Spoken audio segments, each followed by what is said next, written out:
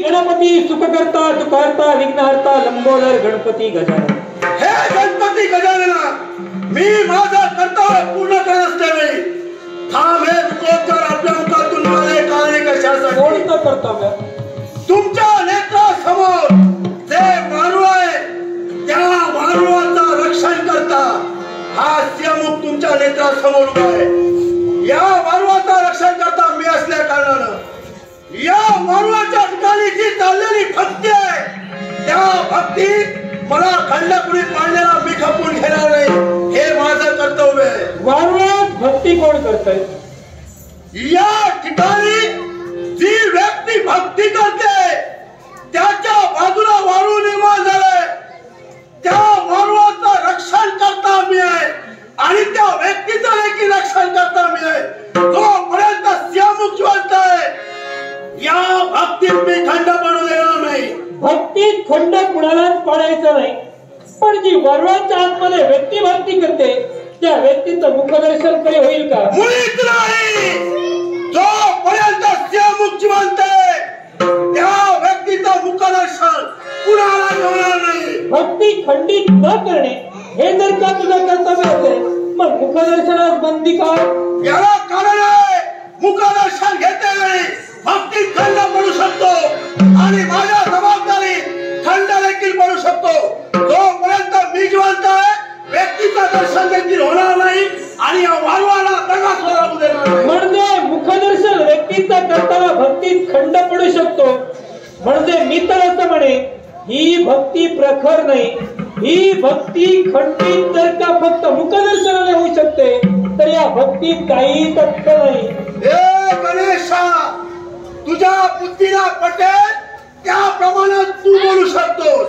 पण जोपर्यंत मी जिवंत आहे या भक्तीत खंड पडू देणार नाही. मी जगाला बुद्धी देतो, साऱ्यांना बुद्धी मी देण्याचा कर्तव्य करतो.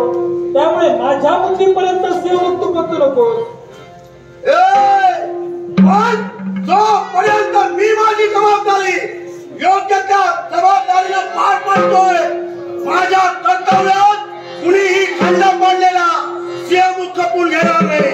वारुळाच्या मध्ये काय करू असते यांची शहानिशा करून तोपर्यंत मी नारायणीला देत नाही. गणेशा, ज्याने ज्याने वारुळापर्यंत आपली पावलं वाढली, ज्याने ज्याने वारुळावरती आघात करण्याचा प्रयत्न केला प्रत्येकाला यमसदनी पाठविण्यासाठी सिंहमुख तत्पर झाला आहे.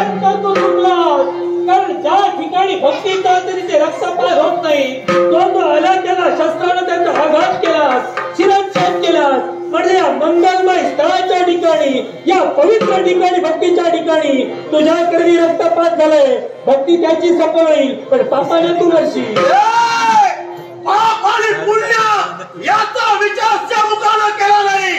ज्याने ज्याने या वारुळाला दगा पोचण्याचा प्रयत्न केला त्यांच्याच वरती शस्त्र या सिंहमुखानं उभारलंय. यावेळी गणेश तुला आव्हान करतोय, स्वतःच्या हातातला बाजूला या वारुळावर सिंह आघात आहे.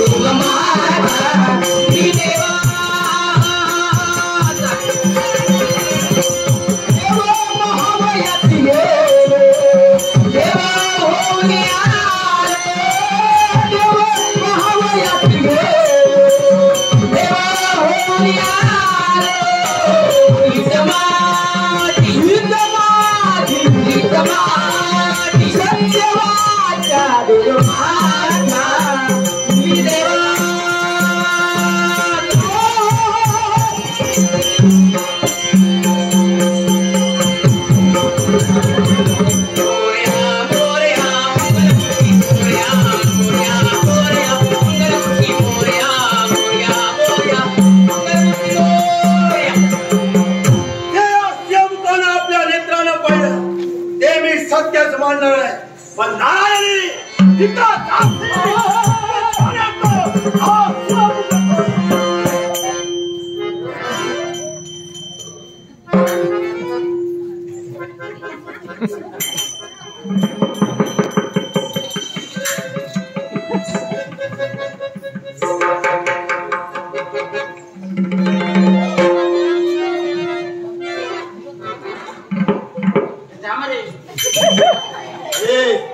अगं तू इथं आहेस, मी कसा जाऊ?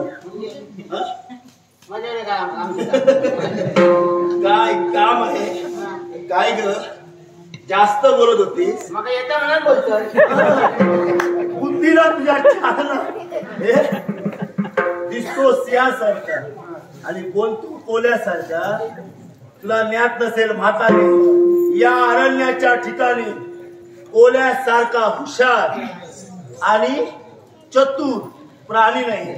समजलं? हे मी हुशार आहे, त्याला का जाऊ दिलं? म्हणजे चतुर म्हणजे बोलत तुला जसं वाटेल तसं तू बोल. आता माका सांगलं तू म्हातारे खेरडे, माका आता तू सांग पिकले ना, मरण पिकले नाही, अनुभवान पिकले. बोलायचा मोठे पण माका सांगतो भलो असता बुद्धी नसता, पण कोणता तरी कोंबडा जाता ना तेव्हा चोरासारखं जाता. शिकार करते वेळी कुणालाही त्याची जाणीव होत. चोराची बुद्धी भली बुद्धी म्हणतात तू तिथं थांबलं का माका शिकवतो. अरे तुझ्यासारखी पात्रा किती येऊन गेली समजतच ना. काय थांबलं मी ओळखतोय, मी ओळखतोय तुला. मी तर का थांबलो? तू मागतोय का थांबलो? कारण असा, पण तू सुद्धा इतके लक्षात ठेव. हा पोर त्याच्या होण्या पळून गेला, मी तुझ्या होण्या माका सांगा दिलो म्हातारे खेळले म्हणाल कधी तो तू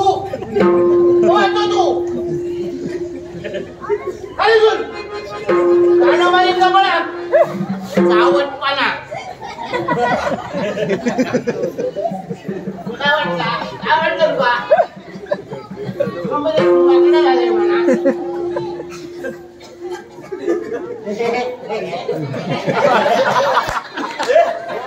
अगं काही बोलतेस? मी बोलते का तू बोलतो? अगं मी काय बोललो? बोलायचं तू सांगल मला. अगं मी सहज बोललो, पण तू आता काय म्हणालीस? सहजच बोललोय का? अगं तुझ्या बोलण्याचं हसू येऊ लागलं. त्याच्यापेक्षा तुझ्या बोलण्याचा मागा कारण शंभर तुझी मागा म्हाताऱ्या काही बोलशील मान मारेल तुझी मान. काय ग कोण मारी ती दांडकी होती त्यांना मारून जमला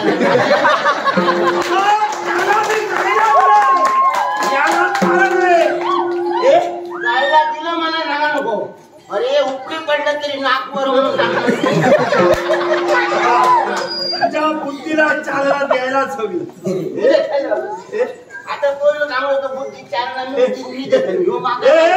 त्याचं सांगू नकोस मला, तो काही बडबडतो म्हणून कोणाला बोलतो तुला बोलची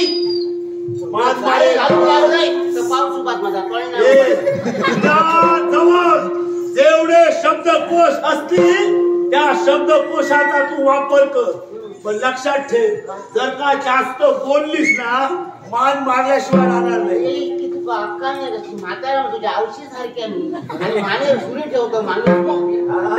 तुला आता नाते होते आठवत आहे? काय करतो? अगं नेत्रासमोर मृत्यू असला ना की प्रत्येकाची बोबडी वळते.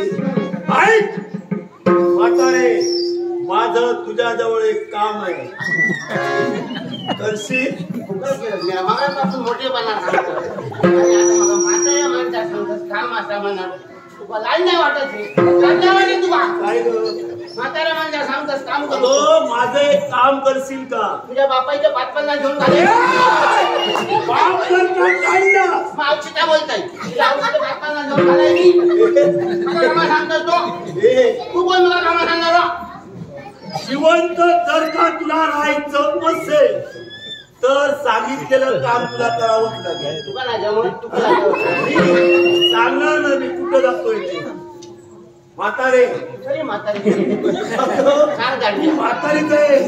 ऐक म्हातारा म्हातारा म्हणत रवान राग येतो. राग नाही येत तुका वाटतं मी म्हातारा असेल हे पुढचे त्याच पिकले म्हणून म्हातारा वाटते समजला आता म्हातारा नाही असेल मी या कोवळाच असेल. वा एवढा अभिनय करशील तर तुका नाही जमत हे म्हातारे ऐक. काम कोणतं आहे जबाबदारी. हे वारू आहे वारू. या वारूचं रक्षण तुला करायचंय. तू जातो आणि मी कुठं जातो ते तुला सांगतो. बोलले मला रागा नाही मला मी तिकडं जाणारा नव्हे. कुठं जातोय ते तुला सांगतो. ती तुझी राजकन्या नारायणी होय ना. ती जिथं गेली आहे ज्या ठिकाणी मला मिळेल त्या ठिकाणी तिला ठार केल्याशिवाय आस्या मुक्काला नाही.